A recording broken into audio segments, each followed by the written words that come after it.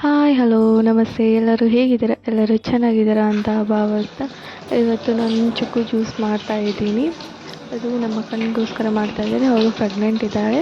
So ಅವಳಿಗೋಸ್ಕರ ಚಿಕ್ಕು juice ಮಾಡಿಕೊಡ್ತಾಯಿದ್ದೀನಿ. So ನಿಮಗೂ ತೋರಿಸ್ಬೇಕು ನಾ ಯಾವ ಥರ ಚಿಕ್ಕು ಜ್ಯೂಸ್ ಮಾಡ್ತೀನಿ ಸಿಂಪಲ್ಲಾಗಿ ಅಂತ ಹೇಳ್ತೀನಿ, ಬನ್ನಿ. ಚಿಕ್ಕುವನ್ನು ಸರಿಯಾಗಿ ತೊಳ್ಕೊಬೇಕು. ಚೆನ್ನಾಗಿ ತೊಳ್ಕೊಂಡು ಒಂದು ಸ್ವಲ್ಪ ವಾಶ್ ಮಾಡಿಕೊಂಡು ಆಮೇಲೆ ಮೇಲಿರೋ ಸೊಪ್ಪೆನೆಲ್ಲ ಚೆನ್ನಾಗಿ ತೆಗಿಬೇಕು. ಯಾಕಂದರೆ ಸೊಪ್ಪೆ ಎಲ್ಲ ಮಿಕ್ಸರ್ಗೆ ಹಾಕಿದರೆ ಸರಿಯಾಗಿ ಸಿಗಲ್ಲ, ಬಾಯಲ್ಲೆಲ್ಲ ಸಿಗುತ್ತೆ.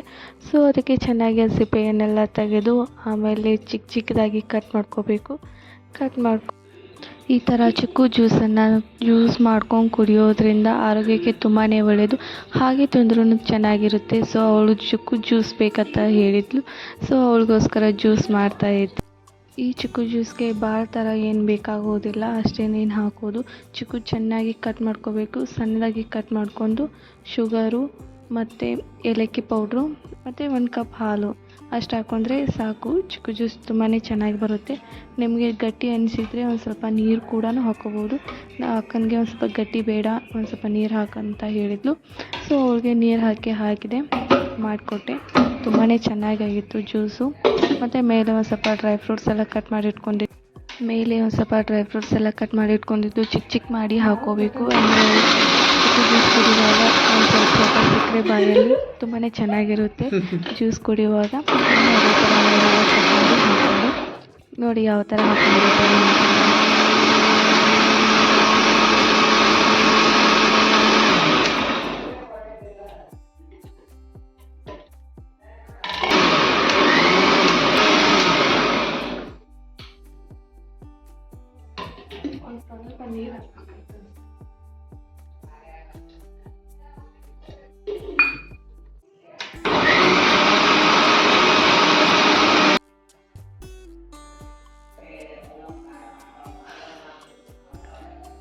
ನೋಡಿ ಈ ಥರ ಚಿಕ್ಕು ಜ್ಯೂಸ್ ಆಗಿದೆ. ತುಂಬಾ ಟೇಸ್ಟಿಯಾಗಿತ್ತು. ಇದಕ್ಕೆ ವಾಲ್ನಟ್ಟು ಮತ್ತು ಗೋಡಂಬಿ ಬಾದಾಮು ಎಲ್ಲ ಕಟ್ ಮಾಡಿ ಹಾಕ್ಕೊಂಡಿದ್ದೆ. ತುಂಬಾ ಚೆನ್ನಾಗಿತ್ತು.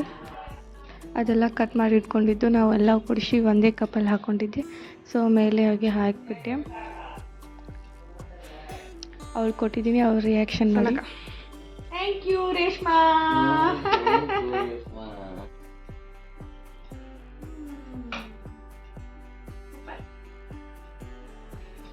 ತುಂಬಾ ಟೇಸ್ಟಾಗಿತ್ತು. ಅವಳು ಕೂಡ ತುಂಬಾ ಖುಷಿಯಿಂದ ಸೂಪರ್ ಆಗಿದೆ ಅಂತ ಹೇಳ್ತಾ ಇದ್ಲು.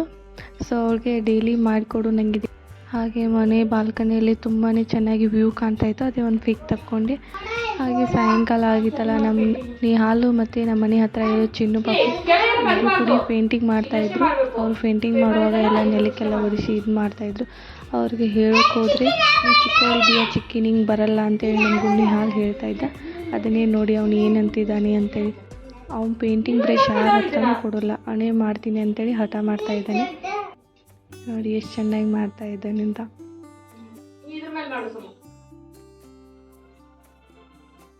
ಹಾಗೆ ಈವ್ನಿಂಗು ಹಾಗೂ ಹೀಗೋ ಮಾಡಿ ಟೈಮ್ ಪಾಸ್ ಮಾಡಿದ್ವಿ. ಹಾಲು ಮತ್ತು ಚಿನ್ನು ನಾನು 3 ಜನ ಪೇಂಟಿಂಗ್ ಮಾಡ್ತಾ ಅದೇ ಥರ ಟೈಮ್ ಪಾಸ್ ಮಾಡಿದ್ವಿ. ಈವ್ನಿಂಗ್ ಇದು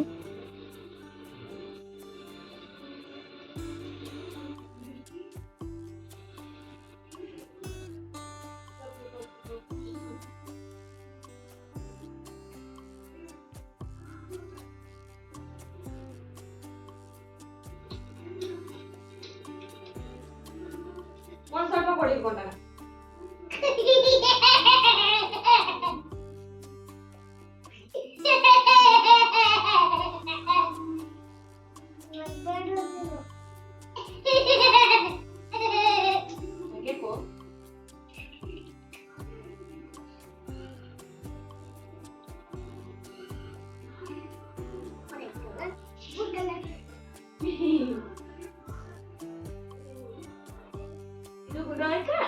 ಇದು ಹೆಬರ್ ಕೊಡಿ. ಹಿಂಗೆ ಮಾಡಿ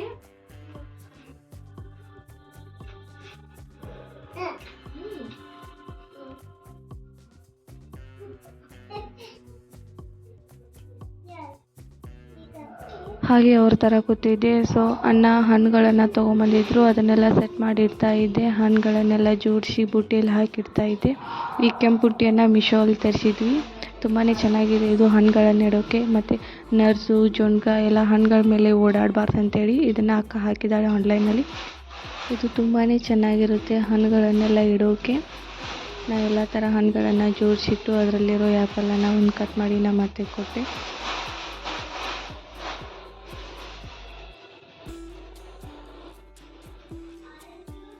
ನೋಡಿ ಇದು ಬುಟ್ಟಿ ಎಷ್ಟು ಚೆನ್ನಾಗಿದೆ ಅಂತ. ಇದರಲ್ಲಿ ಹಣ್ಣು ಇಡೋಕ್ಕೆ ತುಂಬಾ ಸುಲಭ ಆಗುತ್ತೆ. ಮತ್ತು ಈ ಥರ ಹಣ್ಣುಗಳು ಇಡೋದ್ರಿಂದ ಯಾವುದೇ ಥರ ನರ್ಸ್ ಆಗಲಿ ಮತ್ತು ಸೊಳ್ಳೆ ನೊಣ ಯಾವುದೇ ಥರ ಹಣ್ಣುಗಳ ಮೇಲೆ ಕುತ್ಕೊಳ್ಳೋದಿಲ್ಲ. ಇದರಲ್ಲಿ ಹಾಕಿ ಇಡ್ಬೋದು, ಅಥವಾ ಉಳಿದಿದ್ದ ಹಣ್ಣುಗಳನ್ನು ಒಂದು ಸ್ವಲ್ಪ ಕಟ್ಟಿ ಫ್ರಿಜ್ಜಲ್ಲಿ ಇಡ್ಬೋದು. ಈ ಥರ ಬುಟ್ಟಿಯಲ್ಲಿ ಹಾಕಿ ಇಟ್ಟಿದ್ದೆ ಎಲ್ಲ ಹಣ್ಣುಗಳನ್ನು, ಅದನ್ನೇ ಜೋಡಿಸ್ತಾ ಇದ್ದೆ.